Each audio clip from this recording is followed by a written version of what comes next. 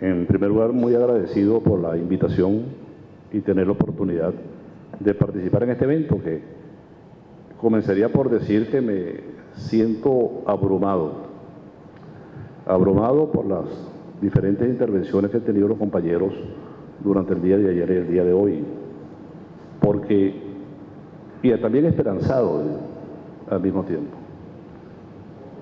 porque si bien explicitan una situación terrible, ¿verdad?, en nuestro país, de fragmentación, de atomización, de falta de planeamientos concretos, de ideas específicas, al mismo tiempo nos muestran que se está trabajando con fe, con ahínco, ¿verdad?, y se está construyendo desde abajo, que eso es muy importante. Nosotros trajimos para este evento un documento, pues, que lo vamos a entregar y que lo harán, pues, como ha dicho el compañero Bonilla, circular entre todos los compañeros. Por lo tanto, no me voy a referir mucho a él.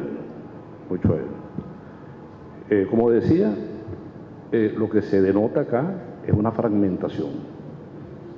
Y se habla de que tenemos que hacer un gobierno colectivo, en virtud de lo que se planteó en aquel otro evento del hiperliderazgo, vamos a llamarlo así, porque ese fue el connomento con el cual se conoció,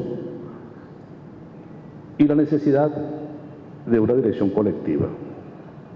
Bueno, esas cosas, cuando se plantean en abstracto, teóricamente son muy bonitas, pero una dirección colectiva hay que concretarla a través de la institucionalidad que dirige la territorialidad, o sea, la manera como nosotros nos manejamos concreta y específicamente, diariamente, en el territorio. Es un poco lo que decía el profesor Damiani: un proyecto tiene que tener una base jurídica que nos permita a nosotros adelantar las cosas independientemente de, ¿cómo decir?, de ese esfuerzo tan grande que se hace, pero que no logra canalizarse. Yo siento que lo contrario a planificación, a fragmentación, a atomización, es planificación. Y los países como el nuestro están intentando hacer una revolución que necesitamos, tienen que tener un mecanismo de planificación que no lo tenemos. Cuando nosotros llegamos al gobierno, en el año 98, llegamos bajo un programa que elaboró un grupo en el cual yo estaba, al presidente, que se llamó Programa para una Revolución Democrática, los 5 polos de equilibrio. Eso lo debemos recordar todos. Eso era el equilibrio en el polo político, en el polo económico, en el polo social, en el polo internacional, y por primera vez en la historia de un programa político apareció el polo territorial. Eso fue una innovación, y evidentemente que eso ocurrió porque era lo que en el mundo se estaba debatiendo con profundidad en ese momento. Y de ahí surgió la necesidad, en ese primer año de gobierno, de cómo establecer un mecanismo de planificación en Venezuela. Y habían 2 tesis prácticamente. Una era una Comisión Nacional de Planificación, cabeza de un sistema nacional de planificación en red, que dirigiera el presidente de la República. Y otra era la que privó, la que triunfó, la creación de un Ministerio de Planificación y Desarrollo. Nosotros pensábamos en aquel momento, que estábamos con la primera, de que si se hacía un ministerio no habría planificación centralizada, porque era uno más entre pares, ¿verdad? Y para eso se pensaba en el Consejo Federal de Gobierno, que era el elemento que podía llevar la planificación central y total a la desconcentración y descentralización del territorio. Eso no se hizo. Y de ese fracaso fuimos caminando. El Ministerio de Planificación y Desarrollo devino en Ministerio de Planificación Económica. O sea, el economicismo, la visión económica de la vida, de la historia, que es la religión del capitalismo, privó. Y yo siento y creo honestamente que una de las causas de este problema terrible que estamos viviendo ahora es esa. Porque ¿qué pasa? La revolución es un elemento necesario dentro de la historia, porque los que estamos abajo, los oprimidos, somos como una presión que se está estableciendo contra los de arriba por cambiar el mundo. Bueno, y eso ha venido ocurriendo de muchas maneras. Sobre todo en el capitalismo ha habido muchas revoluciones, desde la rusa en 1917, ¿verdad?, hasta la de Mao, la vietnamita, la cubana, etc. Y todas en su momento han sido revoluciones frescas, innovadoras, con el sueño en la mano. Y luego han devenido en ser un elemento más dentro del sistema capitalista mundial. Y se han convertido, pues, en lo que hoy día son. Fueron revoluciones, en cierta forma, más importantes que la nuestra. La nuestra es chiquita. Es un país pequeño, en un continente que también trata de levantarse, ¿verdad? Pero nuestra revolución, y yo quisiera diferenciar un poco de que a veces se entiende por revolución el acto violento o el acto de la toma del poder, pues, del poder político. Y efectivamente eso es parte de la revolución.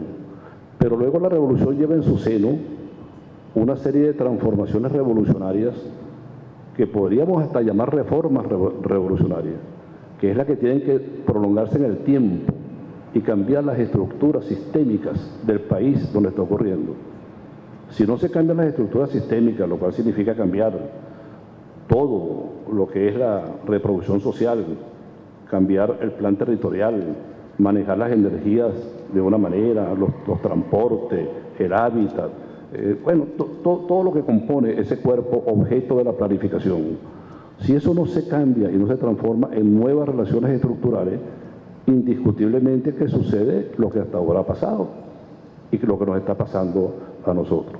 Entonces, en este momento está planteado acá un cambio, y ese cambio lleva a un repensar, a un volver a plantear lo que se empezó a discutir cuando se inició el proceso bolivariano en 1998.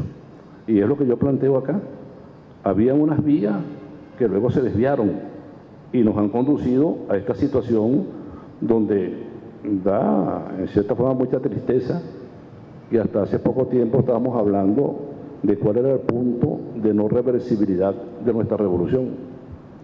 Y el domingo pasado estuvimos muy cerca del abismo, porque en el sistema que estamos viviendo, ¿verdad?, donde no hemos podido cambiar la institucionalidad para darle fuerza al poder popular real, estamos dentro de la democracia formal.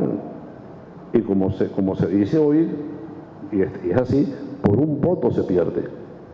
Una revolución no se puede perder por un voto. Eso está muy cercano a un disparate. Ahora, eso es culpa, en gran medida, nuestra, de la revolución, porque nosotros hemos tenido sobradas oportunidades de cambiar la institucionalidad y el mecanismo de gobierno de este país, y no lo hemos hecho, no hemos podido hacerlo. Entonces, yo creo que el punto más importante, crucial, que tenemos nosotros que resolver es ese grande. Y yo propongo eso, que nos aboquemos a la construcción de un sistema nacional, orgánico, en red de planificación, porque eso es lo que permitiría realmente la participación de todos en la solución y visualización de nuestros problemas. Mientras eso no ocurre y cada quien ande un ministerio por un lado o una empresa del Estado por el otro, indiscutiblemente que no llegaremos a ninguna parte, como efectivamente nos está sucediendo.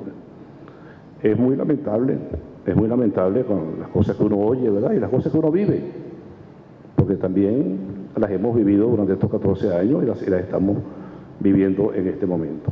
Entonces, yo creo que ese es un elemento fundamental, está contenido en este documento, y espero que sea acogido por los compañeros, propuesto así al presidente Maduro, pero más que propuesto al presidente Maduro, lo cual indiscutiblemente que es muy importante, es básico, ¿verdad?, es que nosotros lo hagamos carne de nuestros planteamientos políticos, en este colectivizar el poder ahora, que los de abajo nos organicemos de tal manera que tengamos poder real, es en base a eso, a una planificación.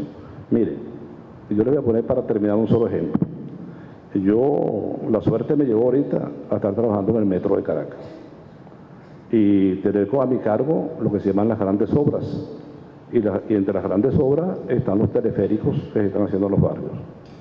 Bueno, el problema es que se diseñaron esos teleféricos sin saber para qué diablos servían en el barrio.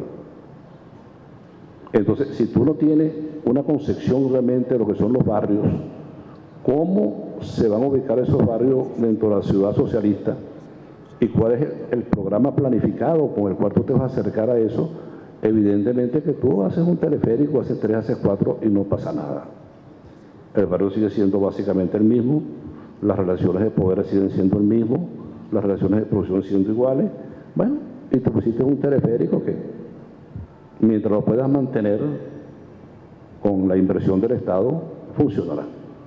Cuando eso deje de ocurrir, porque no tengamos la capacidad de invertir, porque invertimos en tantas cosas simultáneamente, sin un programa coherente y centralizado, que evidentemente nos volvemos como el 100 pies, puras patas, pero no logramos canalizar hacia un objetivo.